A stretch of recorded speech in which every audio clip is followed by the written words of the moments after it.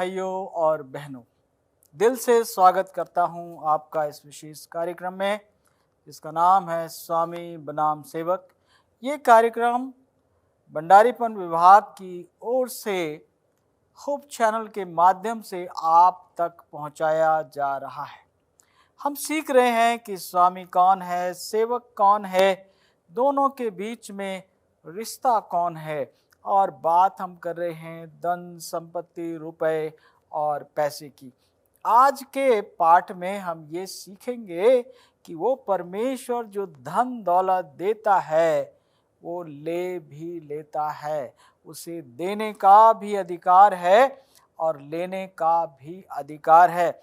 लेकिन खास बात ये है कि जो वफादार भंडारी होता है, जो विश्वास योग्य भंडारी होता है, जो सच्चा भंडारी होता है, वो धन जाने के बाद भी वफादार बना रहता है। वो कुड़कुड़ाता नहीं है, वो रोता नहीं है। लेकिन जो भंडारी वफादार नहीं है, जो धन के लिए परमेश्वर की सेवा करता है, धन के चले जाने पर वो कुड़कुड़ाता है, रोता है, शिकायतें करता है। और ऐसा आप दुनिया में देख सकते हैं। जो सच्चे अमीर हैं, अगर वो गरीब भी हो जाएं तो वो शिकायतें नहीं करते। वो अपने प्रयास में, अपने कार्यों में लगे रहते हैं और फिर परमेश्वर उनको संपन्न कर देता है। तो मेरे प्रियो, इस विषय में हम आगे बढ़ें उससे पहले आइए परमेश्वर के आत्मा के मार्गदर्शन के लिए हम दुआ करें। पिता, आज के वचन के लिए आपको धन्यवाद देना चाहते हैं जो आप हमें देने वाले हैं।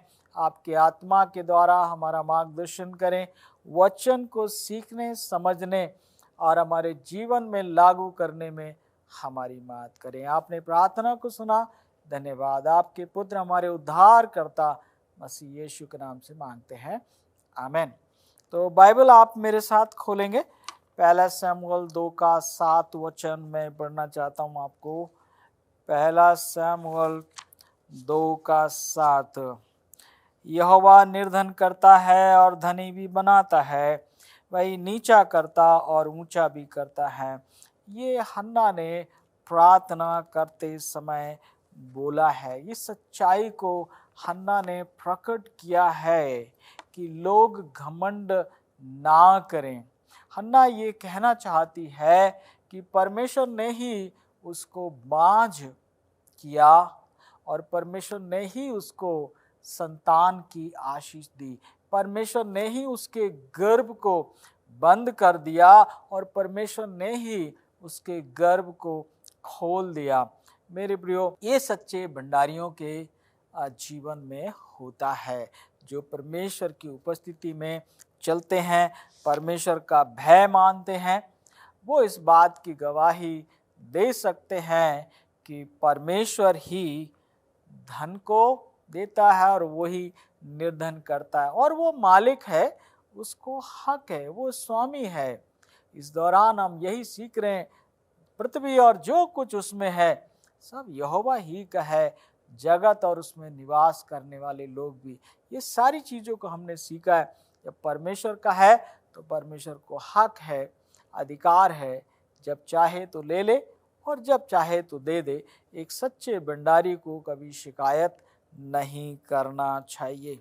मेरे प्रियो, जब वो दुनिया में लोग कंगाल होते हैं, दुनिया में लोग परेशान होते हैं, तो वहाँ पर जिन लोग के साथ परमेश्वर का अनुग्रह है, उन्हें एक अवसर मिलता है मसीही स्वभाव को प्रकट करने के लिए। लेकिन पनिन्ना ने ऐसा नहीं किया। पनिन्ना ने जो दूसरी पत्नी थी एल्काना की, और उसने क्या देखा, हन्ना की जब कोई संतान नहीं है तो वो हन्ना को पीड़ित करती थी, अपमानित करती थी, उसकी निंदा करती थी। और आप देख सकते हैं, आप कल्पना कर सकते हैं किस किस तरीके से वो औरत उसको परेशान करती थी। जब भी देखती थी कि हन्ना खुश है, उसी समय उसको रुलाने और उसको पीड़ित करने का वो काम किया करती थी। लेकिन हन्ना ने एक बहुत अच्छा काम किया, परमेश्वर के पास आई परमेश्वर से प्रार्थना किया और कहा, ऐ खुदावंद, अगर तू मुझे एक बेटा दे दे तो उसे मैं तेरे काम के लिए, तेरे राज्य के लिए, तेरी सेवा के लिए तुझे वापस कर दूंगी। बस मेरे ऊपर जो कलंक लगा है निसंतान होने का, वो निकल जाए। मेरे प्रिय, ये एक बहुत बड़ी बात है। ये प्रार्थना बहुत गहरी है। अगर हम कभी संकट में हैं, अगर हम कभी गरीबी में हैं, अगर कभी हम भूखे हैं, प्यासे हैं, और ऐसे समय में हम किसी और के लिए मांगे, ऐ खुदा तू मुझे एक रोटी दे दे ताकि मैं किसी भूखे भाई को खिला सकूं, तो नतीजा क्या होगा? परमेश्वर हमको एक रोटी से ज़्यादा देगा। और हम जानते हैं हन्ना को परमेश्वर ने कई एक संतानें दी। पहली संतान सैमुअल था, और सैमुअल का मतलब है मांगा हुआ, परमेश्वर से मांगा हुआ। और सैमुअल को परमेश्वर की सेवा में दे दिया हन्ना ने, लेकिन उसके बदले में परमेश्वर ने उसको और भी संतान दी। तो गरीबी से उभरने का, समस्याओं से उभरने का एक फार्मूला यहाँ पर नजर आता है। जब आप तकलीफ में हैं तो उसकी मदद करने लगिए जो आपसे ज़्यादा तकलीफ में है। अगर आप गरीब हैं तो उस गरीब की मदद करिए जो आपसे ज़्यादा गरीब है। अगर आप कमज़ोर हैं तो उसकी सहायता करिए जो आपसे ज़्यादा कमज़ोर है। और इस तरह से आप परमेश्वर की ओर से जो आशीषें आती हैं, जो पाइप बंद हो गया है उसे आप खोल सकते हैं, और परमेश्वर के बंधे हाथों को आप खोल सकते हैं, और आप बहुतायत से आशीषों को महसूस कर सकते हैं। एक और हवाला मैं आपके साथ पढ़ना चाहता हूँ, अय्यूब 2 अध्याय उसका 9 और 10 वचन के लिए। अय्यूब 2 का 9 और 10। तब उसकी स्त्री उससे कहने लगी, क्या तू अब भी अपनी खराई पर बना है? परमेश्वर की निंदा कर और चाहे मर जाए तो मर जा। उसने उससे कहा, अय्यूब ने अपनी पत्नी से कहा, तू एक मूढ़ स्त्री की सी बातें करती है। क्या हम जो परमेश्वर के हाथ से सुख लेते हैं दुख ना लें? इन सब बातों में भी अय्यूब ने अपने मुंह से कोई पाप नहीं किया। कितनी बड़ी गवाही है अय्यूब की, जो हर तरह से सुखी था, संपन्न था, बहुतायत का उसका जीवन था। मेरे प्रियो, लेकिन एक दिन उस पर संकट आया, शैतान ने उसकी आजमाइश करनी चाहिए। परमेश्वर ने उसको, शैतान को अनुमति दे दी आजमाइश करने की, और एक दिन में उसका धन संपत्ति, बेटे बेटियां सब चले गए। अगले दिन उसके शरीर में बड़े बड़े फोड़े हो गए और वो बहुत ज़्यादा बीमार हो गया। वो मरने के कगार पर पहुंच गया, उसका स्वरूप बिगड़ गया, और ऐसे में उसकी पत्नी का विश्वास डगमगा गया, पत्नी का धैर्य टूट गया, और आकर कहने लगी, ऐसे खुदा की इबादत करने से क्या हासिल होता है?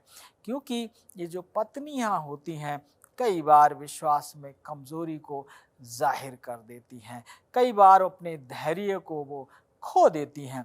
और अय्यूब की पत्नी का ये पहला और अंतिम हवाला है पूरी 42 अध्याय में। ना उससे पहले उसके कहीं कुछ वर्णन है उसका, और ना ही उसके बाद है।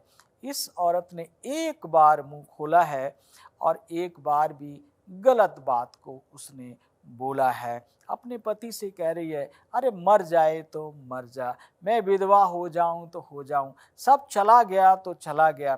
परमेश्वर को लानत दे, परमेश्वर को कोस, परमेश्वर से बोल, तू कैसा परमेश्वर है?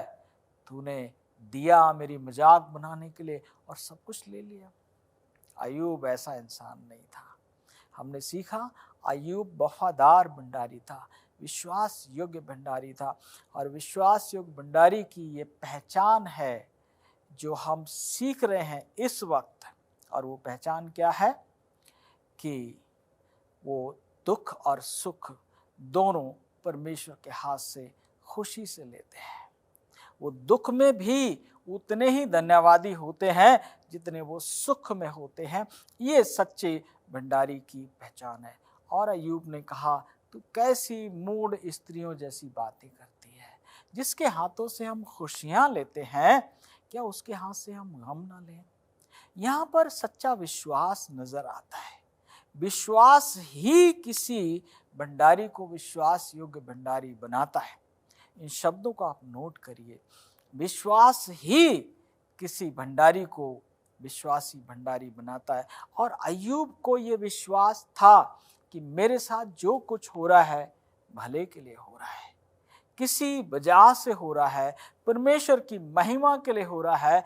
परमेश्वर भला है और वो जो भी करता है किसी भले उद्देश्य के लिए ही करता है। कुछ बातें भली नहीं होती हैं लेकिन उनका उद्देश्य भला होता है। हमने बाइबल में पढ़ा है, पौलुस और सिलास प्रचार कर रहे थे, सेवा कर रहे थे और दुष्ट आत्माओं को निकाल रहे थे। एक औरत में दुष्ट आत्मा थी और उसको निकाल दिया। लोगों ने क्या किया, उनको पकड़ लिया, उनको बहुत डंडे मारे, उनके कपड़े फाड़ दिए, उनको जेल में बंद कर दिया।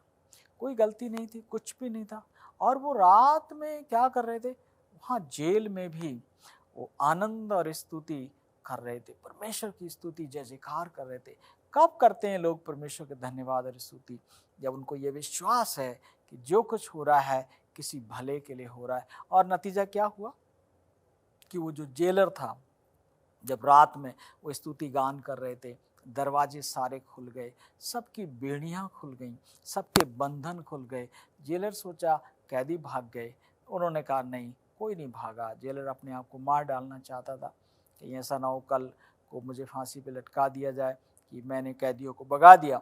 तो जेलर अपने आप को मार डालना चाहता था, लेकिन पौलुस ने कहा अपने आप को कोई नुकसान मत पहुंचा, हम सब यही हैं। और इससे वो जेलर का मन परिवर्तन हुआ, उसके परिवार का मन परिवर्तन हुआ, जेलर बचाया गया।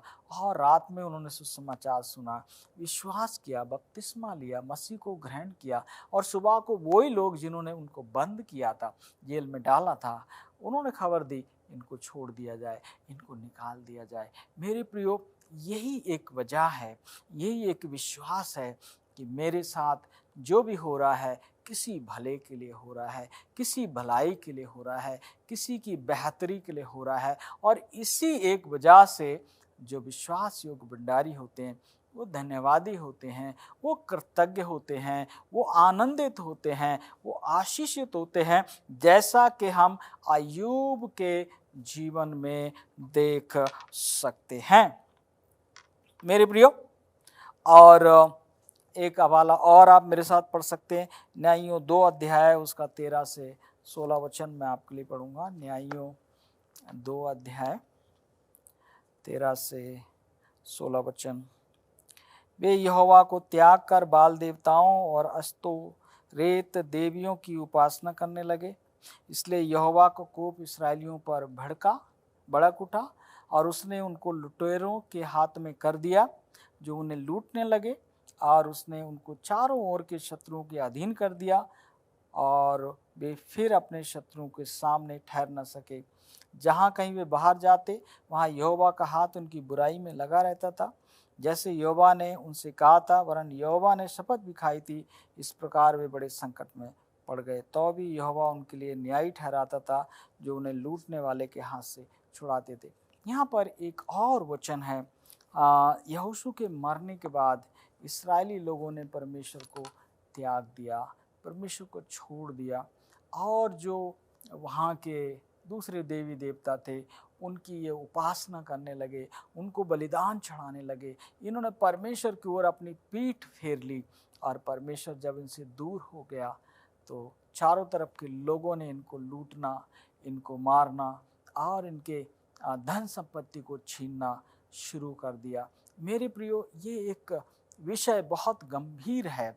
समझना है कि बहुत से लोग क्या करते हैं, धन संपत्ति मिल जाती है तो परमेश्वर को भूल जाते हैं, परमेश्वर की ज़रूरत को महसूस नहीं करते। गरीबी में परमेश्वर की आराधना दिन में 2 बार करते हैं, लेकिन जब धन संपत्ति आ जाती है, बहुत से लोग नौकरी के लिए दुआ करते हैं, चर्च में जाते हैं, वफादारी दिखाते हैं। जब नौकरी मिल जाती है थोड़े दिनों में चर्च को भूल जाते हैं, खुदा को भूल जाते हैं, परमेश्वर को भूल जाते हैं, दुआ प्रार्थना की ज़रूरत को महसूस करना बंद कर देते हैं। और ऐसे हालात में परमेश्वर उनकी रक्षा नहीं कर सकता। धन संपत्ति मिल जाए अलग बात है, लेकिन अगर उस पर परमेश्वर की आशीष ना हो, परमेश्वर का अभिषेक ना हो, परमेश्वर की ब्लेसिंग ना हो, तब तक वो किस काम की है? किसी भी काम की नहीं है। वो धन संपत्ति मेरा और आपका कुछ भी भला नहीं कर सकती है। तो ये चीज़ यहाँ पर समझ रहे हैं, हम सीख रहे हैं कि अगर परमेश्वर ने दिया है तो परमेश्वर क्या कर सकता है? हमसे ले सकता है। अगर हम नीति वचन 15 की 25 पढ़ें तो वहाँ लिखा है कि परमेश्वर अहंकारियों के घर को ढा देता है। जो घमंड करते हैं, जो परमेश्वर को त्याग देते हैं, धन दौलत पर घमंड करते हैं, परमेश्वर क्या करता है? उनके घरों को ढा देता है। और हम जानते हैं जब इस्राएल कौम मिस्र से निकली तो इस्राएल कौम ने क्या किया? मिस्र के धन दौलत को लूट लिया। वहाँ पर मूसा के द्वारा परमेश्वर ने इस्राएलियों को आज्ञा दी, जब तुम मिस्र से निकलने वाले हो तो अपने अपने पड़ोसियों के घरों में जाना और उनसे क्या मांगना? सोना और चांदी और वस्त्र और गहने, बढ़िया से बढ़िया, कीमती से कीमती चीज़ें मांगना। और बाइबल बताती है मेरे प्रियो, परमेश्वर ने उन लोगों के दिल में ऐसा डर, ऐसा अनुग्रह पैदा कर दिया, इस्राएलियों ने जो मांगा उससे ज़्यादा बहुतायत से दिया। और जबकि उनको मालूम था ये जा रहे हैं, हमेशा के लिए जा रहे हैं, ऐसे समय में कोई नहीं देता है मेरे प्रियो, केवल परमेश्वर ही है जो एक इंसान का धन लेकर दूसरे को दे सकता है। और परमेश्वर ने इस्राएलियों से जो धन लिया, 400 साल तक इस्राएलियों से उन्होंने गुलामी कराई थी मिस्र के लोगों ने, तो परमेश्वर ने मिस्री लोगों से क्या लिया? 400 साल की मजदूरी ले ली और सारे इस मिस्र को लूट कर, धन दौलत को लेकर ये लोग जो हैं आगे गए। मेरे प्रियो, हम याद रखें, अगर परमेश्वर हमारा स्वामी है तो वो हमारे हालात को कभी भी बदल सकता है। वफादार बने रहें, उसके विश्वास में बने रहें, उसके वचन में बने रहें, और जब वो चाहेगा तो हमारे हालात को, हमारी परिस्थितियों को क्या कर देगा? बदल देगा। हमने जिक्र किया था कि परमेश्वर ने लाबान की सारी संपत्ति को लेकर याकूब को दे दिया। ये परमेश्वर ही ऐसा है करता, और कई बार होता है। लोग जाने क्या क्या मंसूबे बनाते हैं, क्या क्या करते हैं। मेरे गांव में एक साहब थे, उनकी भी जाने क्या क्या रणनीतियाँ थी और बहुत से उल्टे सीधे काम करते थे। और उनके पास एक बच्ची थी। एक वक्त आया, सब कुछ बदल गया और उनकी धन संपत्ति सारी उनके चचेरे भाई के बच्चों के पास चली गई। कब क्या हो जाए कोई जानता नहीं है मेरे प्रियो। परमेश्वर ऐसा कर सकता है और परमेश्वर ऐसा करता है। मेरे प्रियो, एक हवाला है जो मैं आपके लिए पढ़ना चाहूँगा, इफिसियों 5 अध्याय का 5वां वचन, और ये आज के पाठ का आखिरी हवाला होगा। इफिसियों 5 की 5 में क्या लिखा? क्योंकि तुम ये जानते हो कि किसी व्यभिचारी या अशुद्ध जन या लोभी मनुष्य की जो मूर्ति पूजा के बराबर है, मसीह और परमेश्वर के राज्य में मीरास नहीं है। यहाँ पर एक चीज़ बताई गई है कि लोभ, लालच मूर्ति पूजा के बराबर है। लालच करना, बहुत सी बार लोग लालच करते हैं, इस दुनिया में अमीर बनने की कोशिश करते हैं और वो धन और संपत्ति और तमाम चीज़ें जोड़ते हैं, और परमेश्वर जब चाहता तो एक फूंक में सब कुछ बहा देता है, सब कुछ उड़ा देता है। आज जहां आपको बड़ी बड़ी इमारतें, बड़े बड़े घर शानदार नज़र आते हैं, एक भूकंप का झोंका आता है और थोड़ी देर में वहाँ पर रबिश हो जाती है, वहाँ खंडर हो जाते हैं, लोगों का नामो निशान मिट जाता है मेरे प्रियो। तो लालच से बचें, लोभ से बचें। लोभ जो है वो हर एक गुनाह की शुरुआत लोभ से होती है, लालच से होती है। शैतान क्यों शैतान बना? क्योंकि उसने लोभ किया, उसने लालच किया, उसने परमेश्वर के अधिकार को, परमेश्वर के पद को उसने पाना चाहा, और ये लालच उसके लिए बहुत ही भयानक हो गया। मेरे प्रियो, भंडारीपन यही सिखाता है, हम मेहनत करें, हम परिश्रम करें, परमेश्वर की उपस्थिति में चलें, परमेश्वर के वचन के प्रकाश में चलें, और परमेश्वर के साथ साथ चलते हुए वफादारी के साथ हम उसका काम करते रहें। कभी ये ना सोचें हमारे पास बहुत होगा तब हम विश्वास योग्य भंडारी बनेंगे। ये एक गलत तालीम है। बाइबल कहती है थोड़े से थोड़े में विश्वास योग्य है, वो बहुत में भी विश्वास योग्य है। हमारे जनरल कॉन्फ्रेंस के जो भंडारीपन के डायरेक्टर हैं पास्टर मार्कुस बॉम्फिम, वो इस चीज़ को कहते हैं कि जब आपके पास कुछ भी नहीं है तो आप उस समय वफादार बनिए। आपके पास कुछ भी नहीं है लेकिन आप वफादार बनिए। प्रभु मेरे पास कुछ नहीं है तो मैं कुछ भी नहीं दे सकता हूँ, लेकिन मैं वफादार हूँ। और जैसे ही थोड़े से थोड़ा आता है उसमें भी आप वफादार बनेंगे। वक्त के साथ जब आपकी आशीषें बढ़ती हैं, किसी ने कहा है जब परमेश्वर आपको बहुतायत से देता है तो लिविंग स्टैंडर्ड को मत बढ़ाइए, गिविंग स्टैंडर्ड को बढ़ाइए, अपने दान को आप बढ़ाइए, अपनी उदारता को आप बढ़ाइए। लोभ मत करिए, कल की चिंता मत करिए।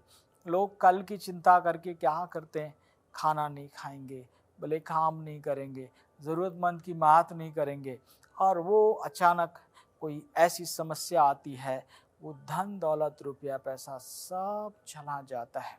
मेरे प्रियो, आज का संदेश ये है कि जो परमेश्वर धन दौलत देता है वो ले भी लेता है।